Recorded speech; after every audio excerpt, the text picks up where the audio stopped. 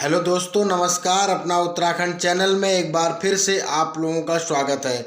और दोस्तों, आज का थंबनेल आप लोगों ने देख लिया होगा क्या है और आखिर हमें इस तरीके के वीडियो बनाने की ज़रूरत क्यों पड़ी। अंकिता भंडारी हत्याकांड, आज से 3 साल पहले इस घटना को अंजाम दिया गया और ये घटना हमारे देवभूमि उत्तराखंड के लिए एक कलंक है। और आज चारों ओर आप जो आंदोलन देख रहे हो, जनता की मांग है और उत्तराखंड की मांग है कि इस जो घटना हमारे देवभूमि में हुई, उसके जो मुख्य आरोपी हैं, मुख्य अभियुक्त हैं, उनको सामने लेकर आया जाए। क्या थी ये घटना, कहाँ पर हुई, कैसे हुई और ये इसकी जांच अभी तक कहाँ तक पहुंची, संक्षेप में जानते हैं दोस्तों।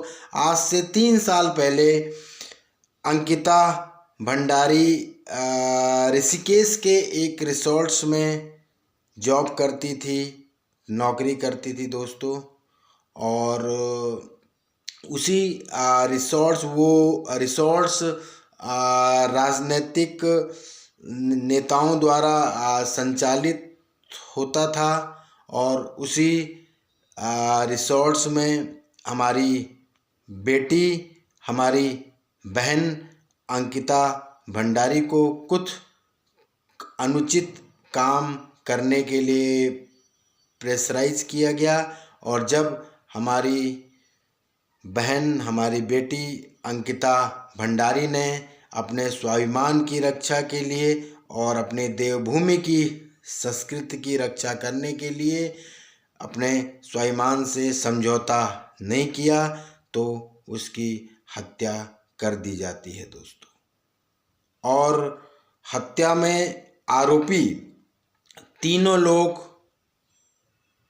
जेल में हैं, उनको उम्र कैद की सज़ा दे दी गई है। लेकिन इस पूरे मामले में किसी वीआईपी का नाम है दोस्तों, जिसके लिए इस पूरी घटना को अंजाम दिया गया, वो भी अभी तक जनता के सामने नहीं आया। और उसी वीआईपी को लेकर देवभूमि उत्तराखंड में आक्रोश है, जनता सड़कों पर आ चुकी है और ये देवभूमि की मांग है कि उस वीआईपी को सामने लेकर आया जाए। तो अब ये पूरा मामला दोस्तों उस वीआईपी तक आ गया है कि आखिर वो वीआईपी कौन था, उसको सामने लेकर आया जाए।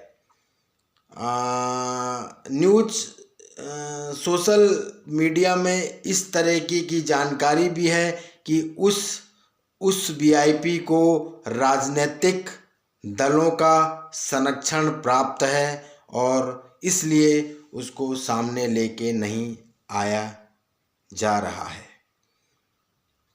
चीज़ें अभी बहुत कॉम्प्लिकेटेड हैं, जांच का विषय है और इसको राजनीतिक मुद्दा नहीं बनाना चाहिए, क्योंकि अंकिता भंडारी ना कांग्रेस की थी दोस्तों, ना बीजेपी की थी, वो हमारे देवभूमि की थी। तो इसी जांच को लेकर, उस वीआईपी के नाम को लेकर जनता में आक्रोश है दोस्तों और लोग न्याय की मांग कर रहे हैं और ये एक आंदोलन का रूप ले चुका है। और एक देवभूमि में, देवों की भूमि में इस तरह की घटना हो जाती है और आरोपी अभी तक खुलेआम घूम रहा है। तो इन्हीं सब को देखते हुए इस वीडियो के माध्यम से ये अपना उत्तराखंड सिर्फ एक चैनल नहीं है।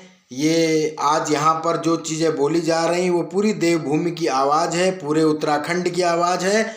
और इस चैनल के माध्यम से मैं अपने प्रदेश के मुख्यमंत्री जी से, श्री पुष्कर सिंह धामी जी से हाथ जोड़कर निवेदन करना चाहूँगा कि सर, अब ये मुद्दा कोई छोटा मुद्दा नहीं है, क्योंकि अब जो बात है वो उत्तराखंड के स्वाभिमान पे आ गया है। ये देवभूमि के स्वाभिमान की बात है, हमारे आन की बात है।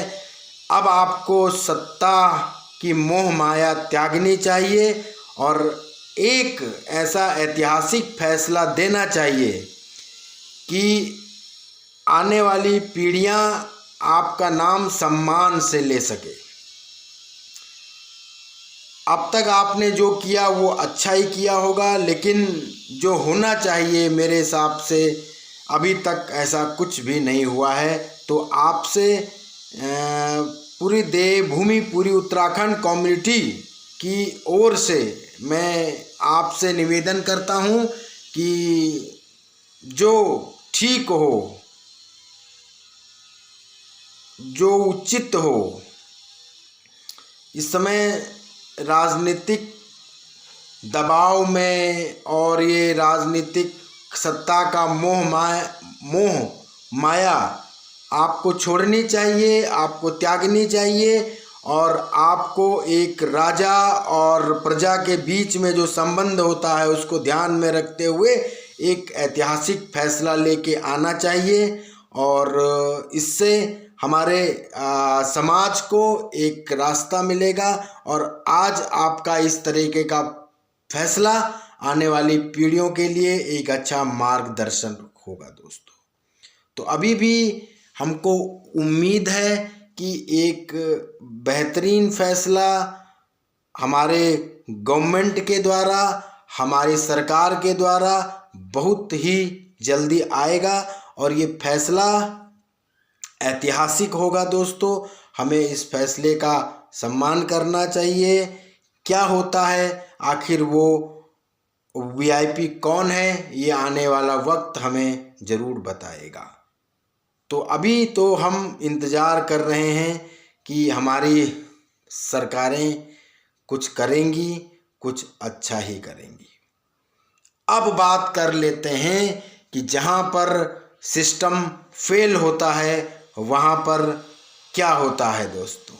यस, जहाँ पे सिस्टम फेल होता है वहाँ पर क्या होता है, इस पे भी हम लोग बात करेंगे कि ये बात अब हमारे देवभूमि की आन की है, हमारे स्वाभिमान की है और एक नारी के सम्मान की है।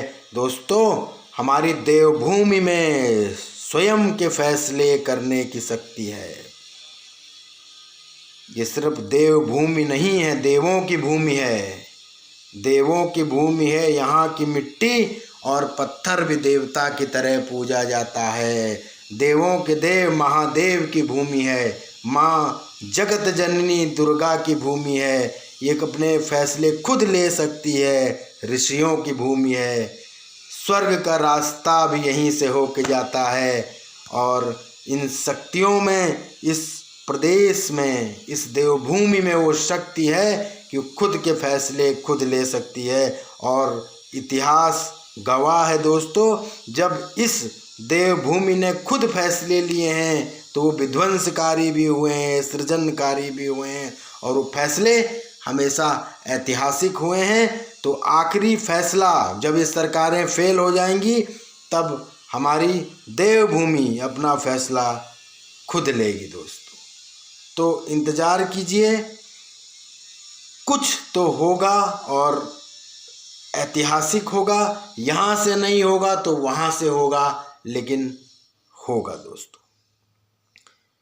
दूसरी बात, तीसरी बात, जब कुछ नहीं होगा तब क्या होगा। क्योंकि बात अब पूरी देवभूमि की आन की है, स्वाभिमान की है और एक नारी के सम्मान की है। तो क्या होगा, क्या होगा आखिरी में, क्या होगा? कुछ लाइनें हैं, मैंने कहीं पर सुनी थी, लाइनों में बहुत पावर है दोस्तों। उसमें लिखा हुआ है, कब तक तुम आस लगाओगी बिके हुए अखबारों से, कब तक तुम आस लगाओगी बिके हुए अखबारों से। सुनो द्रौपदी अब शस्त्र उठा लो, अब गोविंद न आएंगे, अब गोविंद न आएंगे। तो हमारे प्रदेश के मुखिया श्री पुष्कर सिंह धामी जी से हाथ जोड़कर निवेदन है कि सत्ता की मोह माया छोड़िए और एक कृष्ण की भूमिका निभाते हुए एक शानदार फैसला दीजिए कि जो आने वाली पीढ़ियों के लिए, आने वाली पीढ़ियां आपका नाम आदर और सम्मान के साथ ले सकें। कहीं ऐसा ना हो सर कि आज आने वाली पीढ़ियां आपसे पूछें कि जब ये अंकिता भंडारी केस हुआ तो आखिर आपकी ऐसी कौन सी मजबूरी थी कि आप हाथ में हाथ धरे बैठे रहे। तो ऐसा वक्त आने से बचिए, सत्ता को किनारे रखिए सर, और जो उचित फैसला है उसको लाइए, आरोपियों को सामने लाइए और एक बेहतरीन फैसला देके अपने देवभूमि, अपने उत्तराखंड के सम्मान की रक्षा कीजिए, एक नारी के सम्मान की रक्षा कीजिए और जनहित में एक अच्छा काम कीजिए। जय हिंद, जय भारत, जय उत्तराखंड।